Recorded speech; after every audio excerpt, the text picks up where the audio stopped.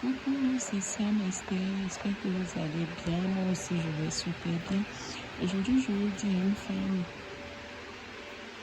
arrête de ressasser toutes les mauvaises paroles qui ont été prononcées sur ta vie.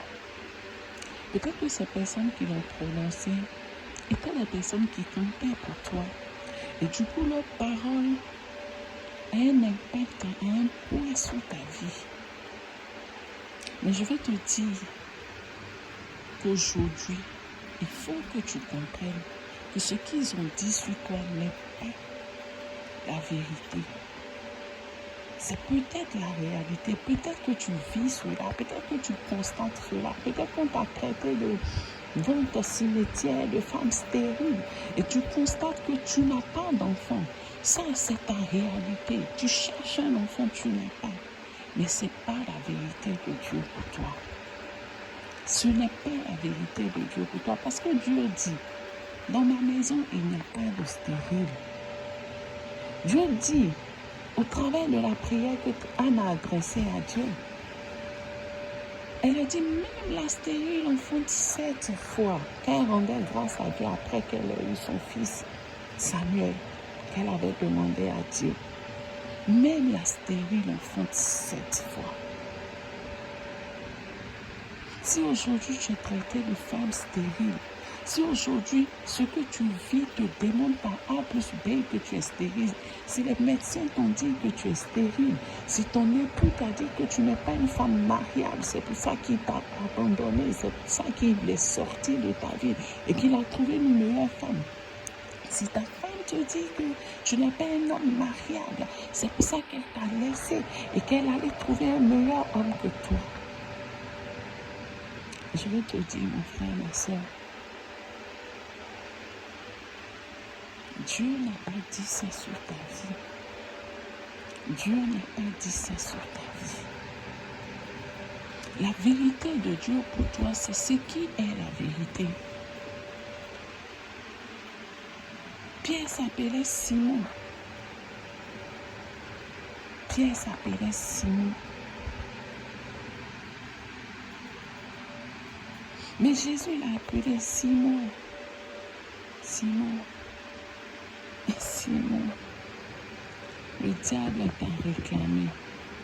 Mais j'ai prié pour toi. Quand tu vas revenir, affermir tes frères. Dieu lui a dit, ce que tu dis, j'ai demandé qui suis-je pour vous. Pour vous, vous dites que il y a des personnes qui disent que je suis tel prophète, je suis un prophète revenu, beaucoup de choses. Mais pour vous, les apôtres, vous qui me suivez, qui suis-je pour vous? Il a dit, tu es le Fils de Dieu.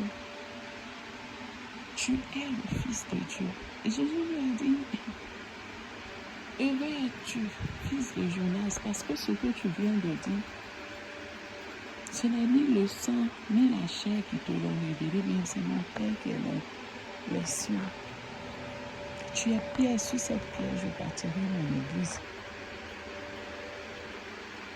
Dieu a vu en Pierre ce que les hommes ne voyaient pas, ce que Pierre lui-même ne voyait pas. Et c'est en cela qu'il a dit à Pierre, tu t'appelles Pierre, désormais tu ne t'appelles plus Simon, tu t'appelles Pierre. Les hommes voient ce qu'ils veulent voir de toi. Les hommes regardent ce qu'ils veulent regarder de toi. Mais Dieu regarde au-delà de ce que les hommes regardent. Je vais juste dire à quelqu'un, oublie les mauvaises paroles que les gens ont données. À un certain moment de ma vie, dans ce que je traversais, il y a eu tellement de paroles qui m'ont été données. Tu n'es pas une femme qu'on doit marier. Notre père avait dit ça à notre frère. Est-ce que toi, tu es une femme qu'on marie? Il n'a pas écouté. Il n'a pas écouté. Désolé.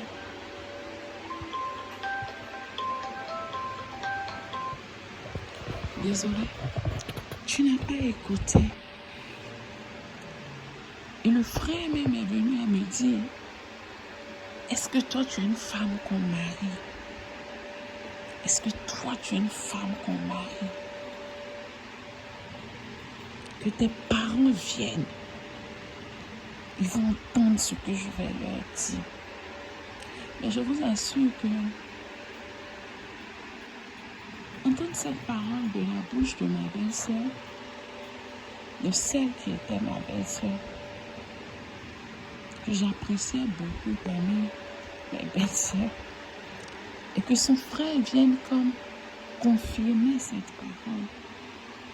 Et cette parole m'a fatiguée pendant des années. Il y a des moments où j'étais là et puis je réfléchissais à ce Seigneur. Je suis pas une femme qu'on doit marier. Wow. Qu'est-ce que je fais?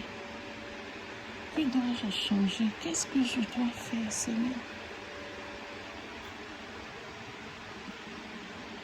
Jusqu'au jour où le Saint-Esprit m'a donné de comprendre ce que les gens disent de toi n'est pas ma vérité pour toi, ma fille.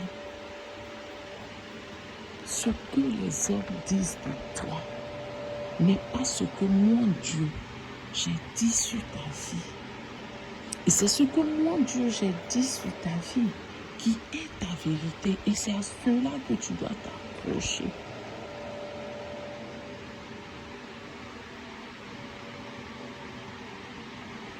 C'est à cela que tu dois t'approcher.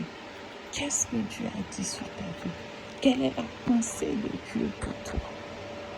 Est-ce que les hommes te disent? Est-ce que les gens disent autour de toi?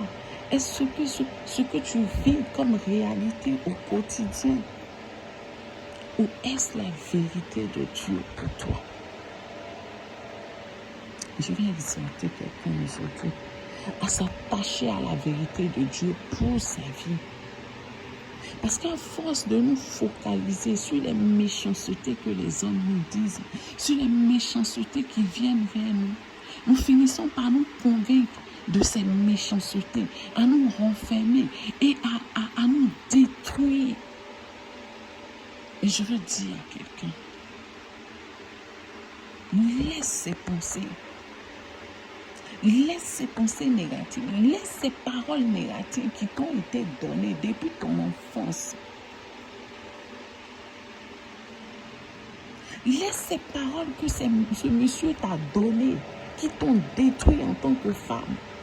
Laisse ces paroles et sache que tu as du prix aux yeux de Dieu. Dieu dit pour toi, je donne des peuples parce que tu as du prix à mes yeux. Tu as dit dans le livre d'Isaïe, pour toi, je donne des peuples. Tu as du prix à mes yeux. Tu es ma prunelle, tu es la prunelle de l'Éternel. Tu es importante, tu es précieuse. Même si c'est ton père et ta mère qui t'ont dit que tu es bête, tu ne vas pas réussir, tu vas rester comme ça, tu ne vas jamais te marier, tu vas rester comme ça, tu vas errer. Mais je te dis aujourd'hui, que Dieu dit, tu as du prix à ses yeux. Il dit, même s'il arrive qu'un père et une mère abandonnent, moi l'Éternel, je ne t'abandonnerai pas. Tu as du prix à mes yeux. Il dit, tu es la prunelle de mes yeux. Tu as du prix. Pour toi, je donne tout un peuple. Tu es précieuse. Tu es intelligente, tu es belle. Tu as la force de Dieu en toi, tu as l'intelligence de Dieu en toi, tu as l'esprit de Dieu en toi, tu as une partie de toi, de Dieu en toi. Car il a soufflé son souffle en toi. Et c'est en cela que tu es vivante aujourd'hui. C'est en cela que tu vis, tu bouges. Tu es précieuse, tu es intelligente. Efface de ta mémoire, de ton disque dur, ces paroles qui t'ont été dites, tu es bête, tu ne vas pas réussir, tu vas rester comme ça. Tu penses que tu vas... Non, efface tout cela de ton disque dur, de ton inconscience, de ta conscience, de ton subconscient. Efface cela. Dieu dit, tu es précieuse. Dieu dit, quand Dieu dit que tu es précieuse, tu es importante pour lui. Ça veut dire que Dieu a pris tout son temps pour te créer. Notre Dieu est parfait. Notre Dieu est parfait. Il est parfait. Dieu ne peut pas te créer bête. Dieu ne peut pas te créer un peu moindre qu'un autre homme. Dieu nous a créés au même niveau. Dieu nous a donné son souffle de vie au même niveau. Dieu n'a pas lésé une personne et bonifié une autre personne à la création. Je dis que non. Mais que chacun se connecte à son Créateur. Afin que Dieu te propulse comment je vais dire ça, dans ta perfection finale, selon sa volonté. Et tu impacteras ta génération, tu impacteras ta famille, tu impacteras ton entourage, tu impacteras ta génération. Mais reviens à la source, reconnecte-toi à la source. Reconnecte-toi à la source. Connecte-toi à Jésus-Christ de Nazareth. Connecte-toi au Saint-Esprit. Car il est la source. Ça veut dire que au commencement, l'Esprit de Dieu se mouvait sur l'océan primitif. Il était au commencement. Il est et il sera à la fin. L'Esprit de Dieu se mouvait sur l'océan primitif. Et Dieu dit, laisse le Saint-Esprit se mouvoir dans ta vie, afin que les paroles que Dieu a prononcées sur ta vie prennent vie en toi. Prennent vie en toi. Prennent vie en toi. Prennent vie en toi. Tu n'es pas n'importe qui. Tu n'es pas ce que le monde dit que tu es. Tu n'es pas ce que le péché, le visage que le péché t'a donné. Ce n'est pas toi. Repens-toi. Demande pardon à Dieu. Que le sang de l'agneau te lave, te purifie. Que le sang de l'agneau te donne de reprendre vie. En ce Jésus qui a donné sa vie pour que nous soyons sauvés. Reconnecte-toi à l'Esprit de Dieu. Connecte-toi à Jésus-Christ de Nazareth. Et tu verras ta vie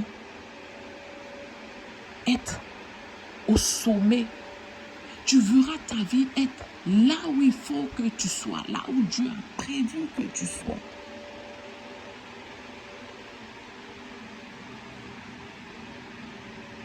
La Bible dit, c'est en lui que nous trouvons notre force. Je lève les yeux vers la montagne, d'où me vient le secours. Le secours me vient de l'Éternel, qui a fait les cieux et la terre. Je lève les yeux vers les montagnes, d'où me vient le secours. Le psaume 121. Le secours me vient de l'Éternel qui a fait les cieux et la terre. Lève tes yeux vers l'Éternel.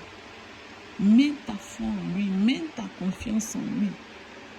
Dépose à ses pieds toutes ces méchantes paroles. Et dis à Dieu de te remplir des paroles qui viennent de lui, de sa pensée, la pensée qu'il a de toi. Et nourris-toi de ces paroles, de cette pensée première de Dieu pour toi. Tu es précieuse, tu es sa prunelle, tu ne seras plus appelée la délaissée, mais tu seras appelée la préférée de l'Éternel. Il dit, tu ne seras plus. C'est dans le livre d'Isaïe, c'est Isaïe qui le dit. Isaïe dit, tu ne seras plus appelée la délaissée, mais tu seras appelée la préférée de l'Éternel. Ma préférée, tu seras. Tu es la préférée de l'Éternel. Tu es la prunelle de l'Éternel. Tu as du prix à ses yeux. Essuie tes larmes, femme.